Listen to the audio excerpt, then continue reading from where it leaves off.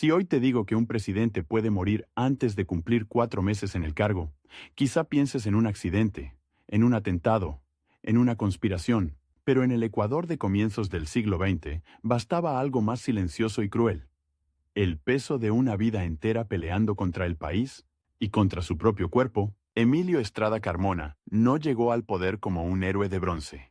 Llegó como un hombre gastado por el exilio, por la persecución, por la ruina y por una guerra política que no perdonaba. Y lo más inquietante es que, desde muy joven, su historia pareció escrita con una cuenta regresiva. Cada decisión lo acercaba a una puerta que se cerraba de golpe. Nació el 10 de mayo de 1855, en Quito, cuando el Ecuador todavía era un proyecto frágil, con cicatrices recientes de guerras internas, y con un Estado que a veces parecía una sombra. Su familia no era ajena a la política. Su padre, Nicolás Estrada, fue una figura pública, y ese detalle, que en otros países podría ser un privilegio, en el Ecuador de entonces era también una sentencia, porque la política no era un debate, era una frontera. Estabas de un lado o del otro, y si el viento cambiaba, el que ayer mandaba hoy huía. Emilio creció viendo cómo el poder podía ser una casa con puertas abiertas, o una trampa. La infancia, en ese ambiente, no era inocente. Era aprendizaje temprano del miedo. En Quito, la vida pública se respiraba en conversaciones, en rumores, en nombres que se pronunciaban en voz baja, y mientras el país se partía entre conservadores y liberales, entre la sierra y la costa, entre el peso de la iglesia y el empuje del comercio, el niño iba entendiendo que la historia no era un libro, era una pelea en la calle. La primera gran sacudida llegó cuando aún era joven: la caída y muerte de Gabriel García Moreno, en 1875. El asesinato del presidente, apuñalado y baleado a plena luz, frente al Palacio de Carondelet, no fue solo un crimen. Fue un mensaje. En Ecuador se podía matar al hombre más poderoso del país. La sangre en las piedras de Quito no se borró rápido, y para un adolescente como Estrada, aquello debió quedar grabado como una imagen, imposible de olvidar. El poder no te protege, te expone. En esos años, Emilio Estrada se formó con una mezcla de disciplina y urgencia. No era un caudillo de montonera, no era un militar de carrera. Su perfil se fue inclinando hacia lo civil, hacia la administración, hacia el trabajo organizado. Y eso, en un país acostumbrado a que la espada decidiera, era casi una rareza. Pero también era una ventaja. Mientras otros buscaban imponerse por la fuerza, él aprendía a moverse en el terreno donde se construye lo que no se ve: redes, acuerdos, gestión, confianza. La costa ecuatoriana, y en especial Guayaquil, era un mundo distinto. Allí el comercio, el cacao, los barcos y el dinero creaban otra velocidad. La sierra miraba con recelo ese dinamismo. La costa miraba con impaciencia el centralismo serrano. Estrada, aunque nacido en Quito, terminaría ligado a ese pulso costeño, a esa idea de modernización que chocaba con estructuras viejas. Y en ese choque se fue forjando su conflicto real. No solo contra un adversario político, sino contra un sistema entero que parecía diseñado para que nada cambiara sin violencia. A finales del siglo XIX, el Ecuador entró en una etapa de tensión creciente. La revolución liberal no fue un simple cambio de gobierno. Fue una ruptura. Eloy Alfaro, con su figura de líder radical, encarnó el terremoto, y con el terremoto llegaron las réplicas. Persecuciones, exilios, venganzas, alianzas que duraban lo que dura una noche. En ese tablero, Emilio Estrada no podía ser neutral. La neutralidad era sospechosa, la tibieza, peligrosa. Estrada se vinculó al liberalismo, pero su liberalismo no era el del grito fácil, era el de la administración, el de la ciudad que necesita funcionar, el de la economía que exige estabilidad. Y ahí aparece una tensión que lo acompañará siempre. El liberalismo ecuatoriano no era un bloque, era una familia que se peleaba en público. Alfaro representaba el ala más combativa, más dispuesta a arrasar con el pasado. Otros liberales buscaban consolidar, negociar, institucionalizar. Estrada, por temperamento y por oficio, se acercaba más a estos últimos. Y esa diferencia, en Ecuador, podía convertirse en enemistad. Guayaquil, con su calor y su humedad, era también un escenario político feroz. Las calles podían ser fiesta o amenaza. Los periódicos eran armas. Los discursos encendían multitudes. Y en medio de ese ruido, Estrada fue ganando reputación como hombre capaz. como gestor, como alguien que podía sostener una estructura cuando todo temblaba. Pero cada escalón que subía lo ponía más cerca del fuego. La vida pública de Estrada se fue consolidando en cargos y responsabilidades que lo obligaban a tomar decisiones impopulares. Administrar en tiempos de crisis es caminar sobre vidrio. Si recortas, te odian. Si gastas, te acusan. Si negocias, te llaman traidor. Si te mantienes firme, te llaman tirano. Y el Ecuador de entonces era un país donde la palabra traición se pronunciaba con facilidad y se castigaba con dureza. En ese ambiente, el exilio no era una posibilidad remota. Era una herramienta política. Se expulsaba al rival, se lo aislaba, se lo empobrecía, se lo borraba del mapa. Y Estrada conoció esa lógica de cerca, porque su ascenso no fue lineal. Fue una serie de avances y retrocesos, de momentos de influencia seguidos por golpes de realidad. La política ecuatoriana no te dejaba en paz. Te perseguía incluso cuando intentabas vivir como un ciudadano más. Hay un detalle que suele perderse cuando se habla de figuras como Estrada. El costo íntimo. No es solo el cargo, el discurso, la foto. Es la familia que vive con miedo. La economía personal que se desmorona cuando te cierran puertas. La salud que se resiente cuando el estrés se vuelve rutina. En un país donde el Estado podía ser botín, el que no robaba quedaba vulnerable. Y Estrada, que construyó su imagen desde la seriedad administrativa, no tenía el colchón de los corruptos ni la protección de los fanáticos. Mientras tanto, el Ecuador cambiaba a golpes. La revolución liberal impulsó transformaciones profundas. La separación entre Iglesia y Estado, la educación laica, obras de infraestructura, el intento de modernizar un país atado a viejas jerarquías, pero cada avance abría una herida nueva. Los conservadores resistían, los liberales se dividían, los caudillos regionales presionaban. Y en medio de esa tormenta, Estrada aprendió una lección amarga. A veces el enemigo no está enfrente, sino al lado. Su nombre empezó a sonar con fuerza en Guayaquil, donde la política municipal y provincial era un campo de batalla decisivo. Gobernar una ciudad portuaria en expansión significaba lidiar con epidemias, con incendios, con crisis económicas, con el desorden urbano. Guayaquil había sufrido grandes incendios en el pasado, y la memoria del fuego, barrios enteros convertidos en ceniza, seguía viva. La ciudad exigía obras, higiene, control, planificación, y Estrada se movía mejor en ese terreno concreto que en la retórica incendiaria. Pero la política nacional no te dejaba quedarte en lo local. Cada éxito en Guayaquil era leído en Quito como una amenaza o como una oportunidad, y cada rivalidad interna del liberalismo se proyectaba sobre los cargos. Estrada, sin buscarlo a gritos, se fue convirtiendo en una pieza útil. Alguien que podía dar estabilidad cuando el país se cansaba de la guerra permanente. Sin embargo, esa utilidad tenía un precio. Lo colocaba en la mira de los extremos. Para los alfaristas más duros, cualquier liberal moderado era sospechoso de blandura, de pactar con el enemigo, de frenar la revolución. Para los conservadores, cualquier liberal era responsable de la ruptura del orden tradicional. Estrada quedaba atrapado en el centro de un ring donde los golpes venían de ambos lados. Y entonces, como si la política no bastara, apareció el otro adversario. El tiempo. No el tiempo histórico, sino el tiempo biológico. Estrada no era un joven eterno. Era un hombre que acumulaba desgaste. En una época sin los cuidados médicos modernos, el estrés crónico no era un concepto. Era una condena silenciosa. Dormir mal, comer mal, vivir con sobresaltos, cargar con responsabilidades enormes. Todo eso iba dejando marca. Aún así, siguió avanzando. Porque en el Ecuador de aquellos años, retirarse no siempre era una opción. Si te retirabas, te convertías en presa fácil. Si te ibas, te acusaban de cobarde. Si te quedabas, te exigían lealtad absoluta. Estrada eligió permanecer en el juego, pero intentando cambiar sus reglas desde adentro. Menos violencia, más administración, menos caudillismo, más institucionalidad. Esa elección lo enfrentó, de manera inevitable, con el gran dilema del liberalismo ecuatoriano.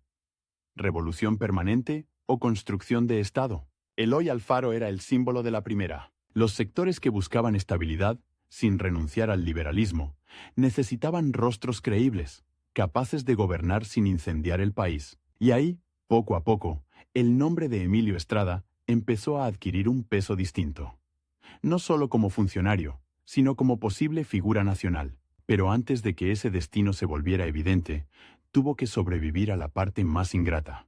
La de ser útil sin ser intocable. La de trabajar mientras otros se llevaban los aplausos. La de sostener la administración mientras los caudillos se disputaban la gloria. Y la de caminar cada día con la sensación de que una decisión, una firma, un nombramiento, una palabra mal interpretada, podía convertirlo en enemigo público. En ese Ecuador, la política era una cuerda floja sobre un abismo, y Emilio Estrada, desde sus primeros pasos, aprendió a avanzar sin mirar abajo, porque si mirabas, te paralizabas, y si te paralizabas te caías. Y lo más inquietante es que, sin saberlo todavía, cada paso lo acercaba a un momento en el que el país entero le pediría que sostuviera el equilibrio, pero con el reloj corriendo en su contra. Guayaquil lo había adoptado, pero el Ecuador entero todavía no sabía qué hacer con él. Emilio Estrada era de esos hombres que no entran a una sala golpeando la mesa.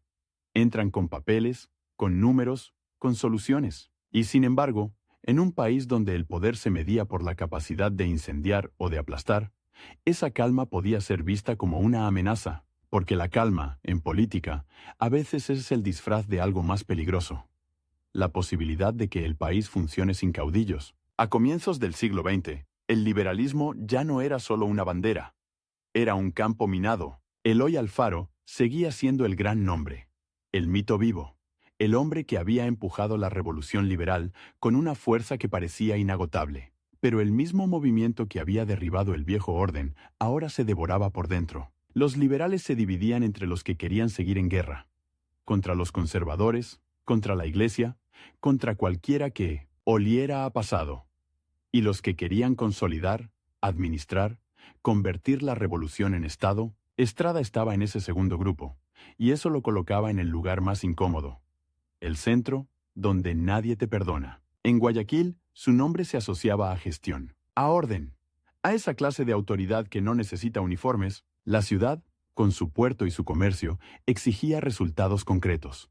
Calles, higiene, control de epidemias, administración de recursos, y Estrada, con su perfil civil, se movía como pez en el agua. Pero cada mejora local era un mensaje nacional. Cada vez que Guayaquil respiraba un poco mejor, en Quito alguien se preguntaba, ¿y si este hombre sirve para algo más? Y cada vez que alguien lo pensaba, otro lo temía. Porque el problema no era solo llegar arriba, el problema era a quién le quitabas el aire al subir. El Ecuador de esos años era un país con nervios expuestos. La modernización avanzaba, sí, pero a golpes. La educación laica, la separación entre Iglesia y Estado, las obras públicas. Todo eso era dinamita para los sectores conservadores. Y al mismo tiempo, dentro del liberalismo, la figura de Alfaro era tan grande que cualquier intento de moderación podía parecer una traición. No importaba cuántas obras hicieras. Si no gritabas lo suficiente, te llamaban tibio. Si negociabas, te llamaban vendido. Si pedías estabilidad, te acusaban de querer frenar la revolución. Estrada aprendió a sobrevivir en ese clima como se sobrevive en un puerto durante tormenta, amarrando bien las cuerdas, revisando cada nudo, sin confiar en el cielo. Su ascenso no fue un desfile, fue una marcha entre cuchillos, y lo más inquietante es que, mientras más útil se volvía, más inevitable se hacía su choque con el alfarismo duro. No porque él buscara destruir a Alfaro, sino porque el país empezaba a pedir algo que Alfaro no representaba. Descanso. El cansancio político es una fuerza silenciosa. No se ve en los discursos, pero se siente en las calles. Se siente cuando la gente baja la voz al hablar de elecciones, cuando los comerciantes temen cada cambio de gobierno, cuando los funcionarios esconden papeles por si mañana los acusan. Y ese cansancio, hacia 1910, se estaba convirtiendo en hambre de orden. No de orden conservador, sino de orden administrativo. Un Estado que no se caiga cada vez que un caudillo se enoja. En ese contexto, Estrada empezó a ser mencionado como una salida, un liberal, sí, pero no incendiario. Un hombre de Guayaquil, sí, pero con capacidad de tender puentes. Un civil, sí, y eso era precisamente lo que lo hacía atractivo. Menos espada, más escritorio, menos guerra, más presupuesto. Pero el poder no se ofrece gratis. El poder, en Ecuador, se cobraba con sangre o con salud. Y aquí aparece el reloj. No el reloj de la historia, sino el del cuerpo. Estrada ya no era un joven. Había acumulado exilios, persecuciones, tensiones, noches sin dormir, responsabilidades que no se apagan al cerrar una puerta. En una época sin chequeos modernos ni tratamientos eficaces para el desgaste crónico, el cuerpo era una máquina que se rompía sin aviso. Y aún así, él seguía.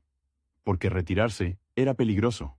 El que se retira deja de ser útil, y el que deja de ser útil se vuelve prescindible. La política ecuatoriana, además, tenía una crueldad particular. No bastaba con ser honesto, había que parecer invulnerable, y Estrada no lo era.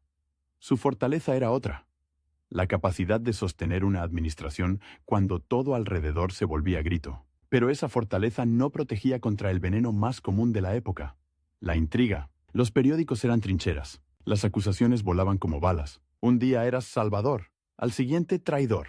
Y en medio de ese ruido, el liberalismo se preparaba para una nueva batalla interna. La sucesión, el control del rumbo, la pregunta, que nadie quería decir en voz alta: ¿qué hacer con Alfaro? Porque Alfaro no era solo un expresidente, era un símbolo. Y los símbolos, cuando envejecen, se vuelven peligrosos.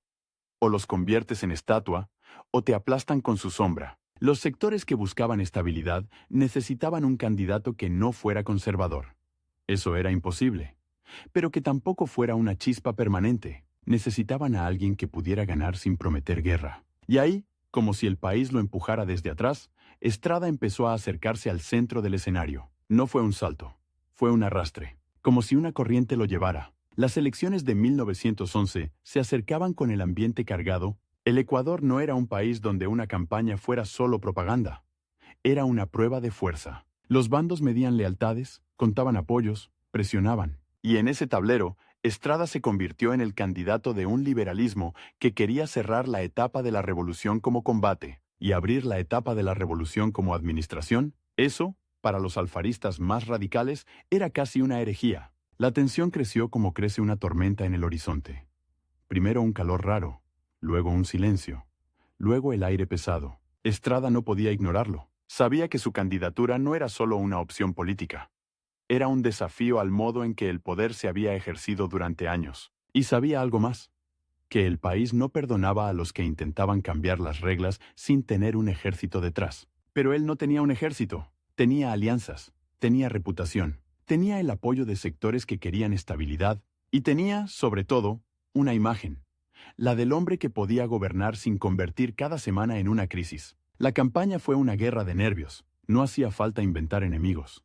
Estaban dentro del mismo liberalismo. Cada gesto era interpretado, cada palabra se amplificaba. Y mientras tanto, el país miraba con una mezcla de esperanza y miedo. Esperanza de que, por fin, alguien bajara el volumen. Miedo de que bajar el volumen fuera solo el preludio de una explosión mayor. Cuando Estrada ganó y fue proclamado presidente, el triunfo no sonó como un final feliz. Sonó como un portazo en una casa donde todavía había gente discutiendo adentro, porque su llegada al poder significaba, en la práctica, que el alfarismo dejaba de controlar directamente el timón. Y eso, en un movimiento construido alrededor de un líder carismático, era una fractura. El 1 de septiembre de 1911, Emilio Estrada asumió la presidencia del Ecuador. La escena, vista desde afuera, podía parecer solemne.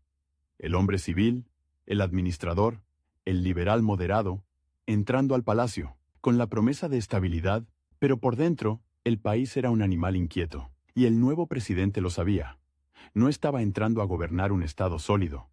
Estaba entrando a sostener un equilibrio que podía romperse con un empujón, y el empujón podía venir de cualquier lado. Porque el conflicto real no era una simple rivalidad electoral, era una lucha por el alma del liberalismo y por el control del país. Alfaro seguía siendo una fuerza. Sus seguidores no iban a aceptar con facilidad que el poder se desplazara hacia un liberalismo más institucional, y los conservadores, aunque debilitados, esperaban el momento de aprovechar cualquier fractura. Estrada quedaba en medio, con la tarea imposible de gobernar sin provocar una guerra interna. Y entonces, el tiempo empezó a apretar. No era una metáfora, era literal. Desde el inicio, su presidencia estuvo marcada por la urgencia. Demasiados frentes abiertos, demasiadas expectativas, demasiadas amenazas. Un presidente nuevo suele tener un margen de gracia. Estrada no lo tuvo. Cada decisión era examinada como si fuera una sentencia. Si nombraba a alguien, era pago de favores. Si no lo nombraba, era traición. Si buscaba conciliar, era debilidad. Si se mostraba firme, era provocación. Y mientras el país discutía, su cuerpo cobraba factura. En esos primeros meses, el palacio no era un refugio.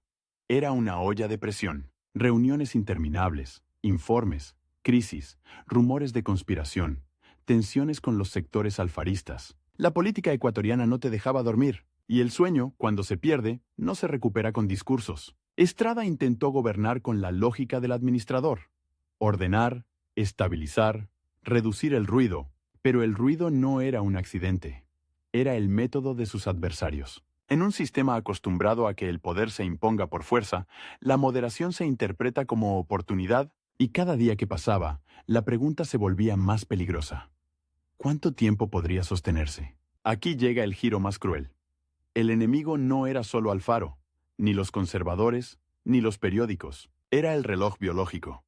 Estrada estaba en una carrera contra su propio desgaste, y nadie en el país parecía dispuesto a bajar el ritmo para que él respirara. A finales de 1911, la tensión política seguía viva, y el presidente, en lugar de consolidarse, parecía consumirse. No era un hombre de gestos teatrales. No iba a anunciar al país que estaba al límite, pero el límite estaba ahí, como una grieta que se abre en silencio. El 21 de diciembre de 1911, apenas unos meses después de asumir, Emilio Estrada murió en Guayaquil. La noticia cayó como un golpe seco: un presidente muerto antes de completar 4 meses, no por una bala, no por una explosión, sino por el colapso de un cuerpo que había cargado demasiado tiempo con demasiadas guerras. Y el país, que había apostado por la estabilidad, se quedó mirando el vacío. Porque su muerte no fue solo una tragedia personal, fue una detonación política. De pronto, el Ecuador volvía a la pregunta que había intentado evitar: ¿quién manda ahora? ¿Qué facción toma el control? ¿Qué pasa con Alfaro? La silla presidencial, en lugar de ser un símbolo de continuidad, se convertía otra vez en un premio peligroso. La calma que Estrada representaba duró lo que dura un suspiro. Y en ese instante, cuando el país todavía no terminaba de procesar el shock, las fuerzas que habían sido contenidas por su figura, las rivalidades internas, las ansias de revancha, el caudillismo que esperaba su oportunidad, empezaron a moverse con una velocidad brutal, como si la muerte del presidente hubiera sido la señal que muchos estaban esperando. La cuenta regresiva que parecía escrita desde su juventud se había cumplido, pero lo más inquietante no era que Estrada hubiera muerto pronto. Lo más inquietante era lo que su ausencia iba a desatar. Porque en el Ecuador de 1911, un presidente no era solo un gobernante, era un dique. Y cuando un dique se rompe, el agua no pregunta a quién arrastra primero. Imagina esto: un país entero conteniendo la respiración, y un hombre intentando apagar incendios con tinta, decretos y presupuestos. Afuera, la calle pide orden. Adentro, el liberalismo se muerde la cola. Y en medio, Emilio Estrada, presidente recién estrenado, con una sola ventaja y una sola condena. No era caudillo, era administrador. En el Ecuador de 1911, eso podía ser más peligroso que llevar un fusil, porque el poder, ahí, no se sostenía con buenas intenciones, se sostenía con lealtades, con miedo, con la capacidad de imponer silencio. Y Estrada, desde el primer día, entendió que su presidencia no era un premio. Era una prueba de resistencia, una carrera contra dos relojes al mismo tiempo: el reloj político, la conspiración permanente, y el reloj del cuerpo, ese que no negocia, ese que no firma pactos. El 1 de septiembre de 1911, cuando asumió, no heredó un Estado tranquilo, heredó un campo de batalla con papeles oficiales. El liberalismo estaba partido. Por un lado, los que querían consolidar la revolución liberal como instituciones. Por otro, los que seguían viendo la política como guerra, con Eloy Alfaro como sombra gigantesca, como mito vivo, como amenaza latente. Estrada no podía gobernar a pesar de Alfaro.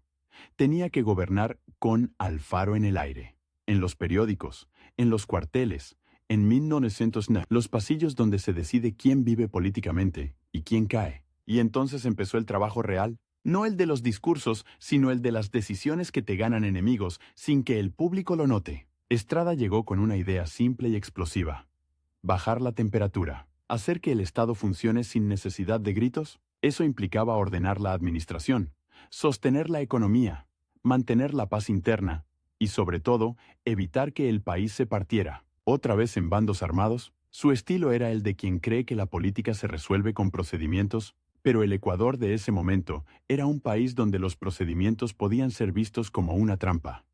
Si el Estado se volvía estable, ¿qué lugar quedaba para los hombres que vivían del sobresalto? Cada nombramiento era dinamita, cada cargo una señal.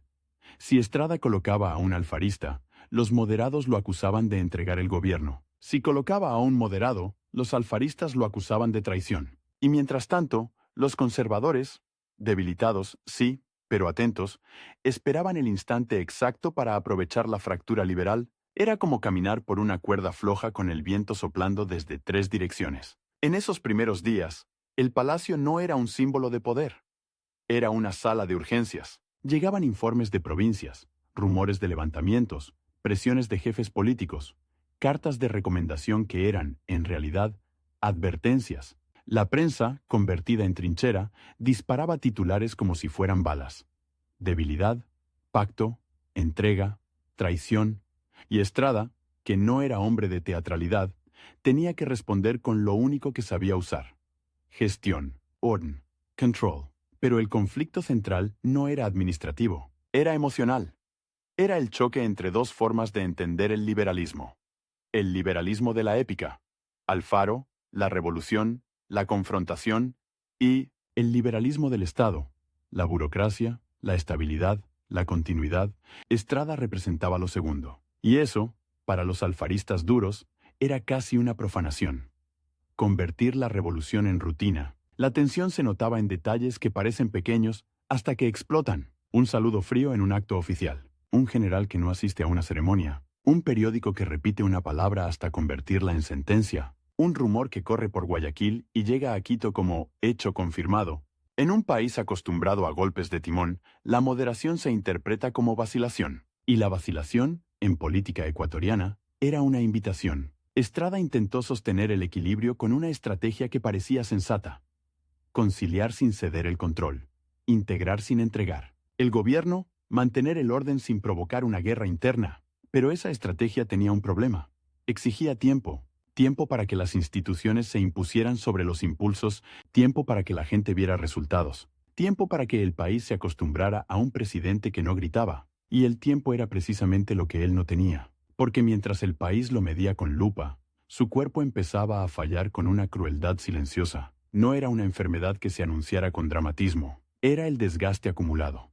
Noches sin dormir, tensión constante, el peso de saber que una decisión mal leída podía encender una rebelión. En 1911 no existía la medicina moderna para sostener a un hombre al límite, no había tratamientos eficaces para el agotamiento crónico, ni protocolos para el estrés que te come por dentro. Había voluntad. Y la voluntad, cuando se usa como combustible, termina quemando el motor. Aún así, Estrada siguió empujando. Porque retirarse no era opción. Un presidente que muestra debilidad se convierte en presa. Y él lo sabía. En Ecuador, la política olía la fragilidad como los perros huelen la sangre. En paralelo, el país seguía siendo un tablero de ajedrez con piezas que se movían solas. Los alfaristas no habían desaparecido. Estaban reorganizándose, midiendo fuerzas, interpretando cada gesto del gobierno como un mensaje cifrado. Alfaro, aunque no estuviera en el palacio, seguía siendo un centro de gravedad. Su nombre bastaba para que un grupo se envalentonara o para que otro se asustara. Y Estrada, atrapado entre la necesidad de gobernar y la necesidad de no provocar, vivía en una contradicción permanente. Para estabilizar, debía tomar decisiones firmes. Pero cada decisión firme podía ser leída como una declaración de guerra. La presidencia entonces se volvió una especie de cuenta regresiva sin anuncio oficial. No una cuenta regresiva electoral, sino física. Cada semana era un pulso. Cada reunión, una prueba. Cada crisis, un golpe más al corazón de un hombre que ya venía cargando demasiados años de tensión política. Y aquí aparece el giro más cruel de toda esta historia. Estrada había llegado al poder como respuesta al cansancio del país. Pero el país no le dio ni un respiro. Lo necesitaban como símbolo de calma, pero lo obligaron a vivir en tormenta. Querían estabilidad, pero lo empujaron a gobernar en modo emergencia. Era como pedirle a un hombre que apague un incendio mientras le siguen arrojando gasolina a los pies. En Guayaquil, su ciudad, la gente lo veía como uno de los suyos. Un civil que entendía el comercio, el puerto, la vida real. En Quito, el ambiente era más áspero, más cargado de intrigas. Y en todo el país, la pregunta se repetía en voz baja. ¿Durará? ¿Podrá sostenerse? ¿O será devorado por la misma máquina que devoró a tantos? Los días pasaban y el gobierno no tenía margen para el error. La oposición interna no necesitaba derrotarlo en las urnas. Le bastaba con desgastarlo. con obligarlo a reaccionar a cada provocación, con convertir cada decisión en escándalo, con hacer que el presidente viviera defendiendo su legitimidad en lugar de gobernar. Esa era la guerra moderna de la época. No siempre se ganaba con balas. A veces se ganaba con rumores, con titulares, con presiones, que no dejan marcas visibles pero rompen por dentro. Y entonces, diciembre llegó, como llega una noche pesada, sin promesa de alivio. El 21 de diciembre de 1911, Emilio Estrada murió en Guayaquil. 4 meses. Apenas 4 meses desde que había asumido. La noticia no fue solo triste, fue un shock nacional. Un presidente muerto, no por atentado, no por golpe militar, sino por el colapso de un cuerpo que ya no pudo sostener la presión. En un país acostumbrado a la violencia explícita, la muerte de Estrada fue una violencia distinta. La violencia del desgaste. La violencia de un sistema que exprime hasta romper. Y el vacío que dejó fue inmediato, casi físico, porque Estrada no era solo un hombre, era un dique. Su figura contenía, aunque fuera por poco tiempo, fuerzas que estaban esperando una señal para desatarse. Su muerte fue esa señal. De pronto, el Ecuador volvió al punto más peligroso. La sucesión en medio de una fractura. ¿Quién tomaba el control? ¿Qué facción se imponía? ¿Qué pasaba con el alfarismo? La silla presidencial, otra vez, se convertía en un objeto maldito. Algo que todos desean, pero que puede matarte. La calma que Estrada prometía duró lo que dura un suspiro. Y lo más inquietante no fue solo que muriera rápido. Lo más inquietante fue lo que su ausencia activó. El movimiento brusco de las ambiciones, la aceleración de las conspiraciones, el regreso del país a su reflejo más oscuro, como si el Ecuador hubiera intentado, por un instante, ser gobernado por un civil. Y el sistema hubiera respondido con una sentencia: aquí la estabilidad se paga caro. Porque en 1911, el enemigo de Estrada no fue un solo hombre, fue una forma de hacer política, y esa forma, al verlo caer, entendió algo terrible. No hacía falta disparar para derribar a un presidente. Bastaba con no dejarlo respirar. La mañana en que Guayaquil despertó sin presidente, el aire tuvo un peso raro, como si el puerto entero se hubiera quedado sin marea. No hubo cañonazos, no hubo asalto al palacio, no hubo un cadáver exhibido como trofeo de guerra. Hubo algo más inquietante, un silencio. Y dentro de ese silencio, una pregunta que nadie se atrevía a decir en voz alta porque sonaba a maldición. Si a Emilio Estrada lo mató el desgaste en apenas 4 meses, ¿qué le espera a cualquiera que intente gobernar sin ser caudillo? El cuerpo de Estrada, el 21 de diciembre de 1911, se convirtió en noticia antes de convertirse en duelo. La información corrió como corren las cosas graves. Primero como rumor, luego como confirmación, y al final como golpe seco. En las esquinas se repetía la frase con incredulidad, como si decirla fuera una forma de negarla. Se murió el presidente. Y en un país acostumbrado a que el poder cambie de manos con pólvora, la muerte por colapso físico fue un espejo brutal. El sistema no siempre necesita balas.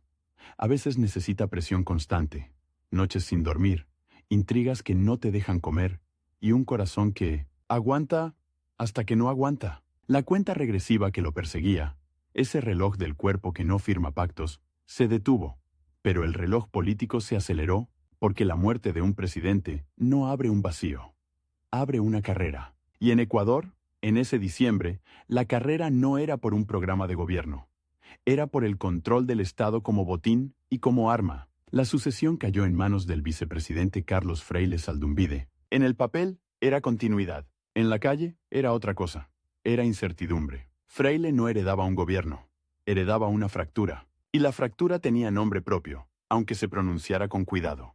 Eloy Alfaro, el viejo líder liberal, el símbolo vivo de la revolución, seguía siendo el centro de gravedad. Para unos, era el único capaz de poner orden con mano dura. Para otros, era el fantasma que impedía que el país se convirtiera en república y no en campamento. La muerte de Estrada fue interpretada por cada bando como una señal distinta. Los moderados la vieron como tragedia y advertencia. El intento civilista había durado lo que dura una vela en un vendaval. Los alfaristas duros la leyeron como oportunidad. Si el dique se rompió, el río vuelve a su cauce natural, el de la revolución permanente. Y los conservadores, aunque debilitados, olieron el mismo aroma que huelen los jugadores cuando el rival se tambalea. Posibilidad. En Guayaquil, el duelo tuvo un tono íntimo. Estrada no era un extraño, Era un hombre del puerto, de la vida comercial, de la administración práctica. Su muerte se sintió como una injusticia doméstica, como si la política nacional hubiera entrado a una casa y hubiera roto algo que no se repara. Pero el país no se detuvo a llorar, no pudo, porque el cadáver del presidente todavía estaba caliente, y ya se discutía el futuro como si el duelo fuera un lujo. Y entonces llegó el giro que convierte una muerte en detonador. La lucha interna liberal dejó de ser subterránea, se volvió abierta. Freire intentó sostener el equilibrio que Estrada había intentado construir, pero el equilibrio ya no era una cuerda floja, era un hilo. Las lealtades se reacomodaron con rapidez. Los cuarteles escucharon discursos con doble sentido, y la prensa volvió a ser trinchera. En ese clima, Alfaro regresó al país con la intención de recuperar influencia, de volver a ser el eje. Para sus seguidores, era el retorno del viejo luchador. Para sus enemigos, era el regreso del incendio. Lo que siguió fue una cadena de hechos que, vistos desde lejos, parecen inevitables, pero vividos desde dentro, fueron puro vértigo. Alfaro fue detenido. Y ahí, en esa detención, se concentró todo el odio acumulado de años. El odio de quienes lo culpaban de guerras, de persecuciones, de autoritarismo. Y el miedo de quienes creían que, si lo soltaban, el país volvería a arder. La política ecuatoriana, que tantas veces había sido duelo de caudillos, se convirtió en algo peor, en linchamiento de símbolos. El 28 de enero de 1912, en Quito, ocurrió una escena que todavía hoy parece escrita con tinta negra. Eloy Alfaro y varios de sus allegados fueron asesinados por una turba. Sus cuerpos fueron arrastrados por las calles y quemados en el parque de El Ejido. No fue solo un crimen, fue un mensaje de barbarie, sí, pero también de ruptura. El liberalismo se devoraba a sí mismo en público, sin pudor, como si el país necesitara ver sangre para creer que una etapa terminaba. Y aquí está la ironía más cruel para entender a Emilio Estrada.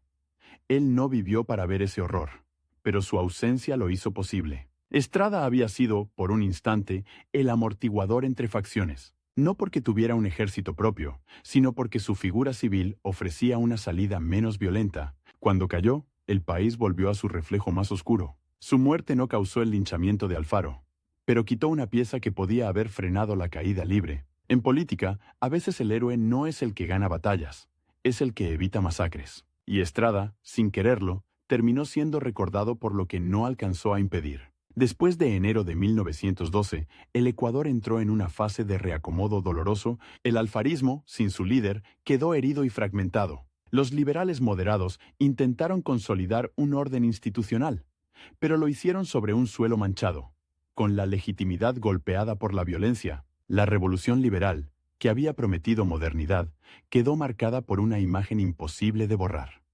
Cuerpos arrastrados y fuego en la capital. Y en medio de esa memoria, la figura de Estrada empezó a cambiar de forma, porque al principio su presidencia breve parecía un paréntesis insignificante. 4 meses, un suspiro, una nota al pie. Pero con el tiempo, ese paréntesis se volvió símbolo. Estrada pasó a representar una pregunta incómoda. ¿Y si el país hubiera tenido más tiempo para un gobierno civilista? ¿Y si la política ecuatoriana hubiera aceptado, aunque fuera por un periodo, que administrar también es gobernar? Su legado no fue una lista de grandes obras. Fue la evidencia de que el sistema podía matar sin disparar, y de que la moderación, en ciertos momentos históricos, es el acto más peligroso. En Guayaquil, su nombre quedó ligado a una idea de orden práctico, de gestión sin épica. No era el hombre de los grandes gestos, sino de los engranajes, y por eso mismo, su muerte se convirtió en advertencia para los que vinieron después.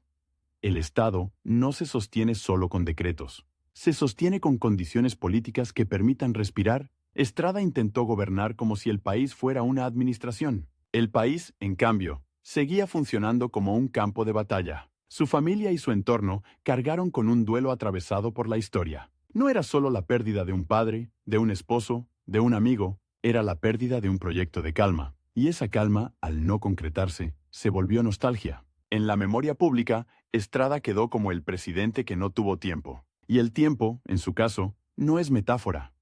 Es el recurso exacto que le faltó para convertir su estilo en resultados visibles. Con los años, su figura fue quedando en un lugar extraño. No el pedestal del caudillo, no la demonización del tirano, sino la esquina. silenciosa donde se guardan los intentos fallidos de normalidad. Y sin embargo, esa esquina dice mucho, porque en un país donde la historia suele contarse a gritos, revoluciones, guerras, traiciones, la historia de Estrada se cuenta, con un detalle que duele más que cualquier batalla. Un hombre que llega al poder para bajar la temperatura, y muere antes de que el agua deje de hervir. Si uno mira su vida completa, la tragedia no está solo en el final, está en el contraste. Estrada pasó años construyendo influencia desde lo civil, desde el comercio, desde la administración, desde la política local, creyendo que el país podía ser gobernado con reglas. Y cuando por fin llegó a la cima, descubrió que la cima era una plataforma inestable, sostenida por fuerzas que no respetan reglas. Su enemigo real no fue un rival con nombre y apellido, fue una cultura política que confundía autoridad con violencia y estabilidad con sometimiento. Y por eso su muerte sigue siendo un golpe narrativo incluso más de un siglo después. Porque rompe la expectativa. Uno espera que un presidente caiga por un golpe, por un atentado, por una guerra. Estrada cayó por agotamiento, por presión, por la imposibilidad de sostener el equilibrio. Es una muerte que acusa al entorno, una muerte que señala al sistema, una muerte que, sin decirlo, pregunta, ¿cuántos más? Al final, el legado de Emilio Estrada no se mide por el tiempo que gobernó, sino por lo que su brevísima presidencia reveló. Reveló que el Ecuador de 1911 estaba tan acostumbrado al sobresalto que la calma parecía sospechosa. Reveló que el liberalismo, dividido entre épica y administración, podía convertirse en su propio verdugo. Y reveló algo todavía más inquietante, que a veces la historia no necesita villanos nuevos.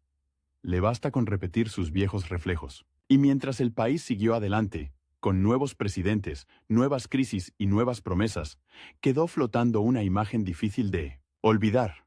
Un hombre que llegó para apagar incendios con papeles, y terminó consumido por el humo invisible de la política. Un presidente que no cayó por una bala, sino por una cuenta regresiva que nadie quiso ver. Y quizá por eso, cada vez que Ecuador vuelve a preguntarse si es posible gobernar sin caudillismo, el nombre de Emilio Estrada aparece como un susurro incómodo. El recordatorio de que la estabilidad, en ciertos tiempos, no se conquista. Si sobrevive,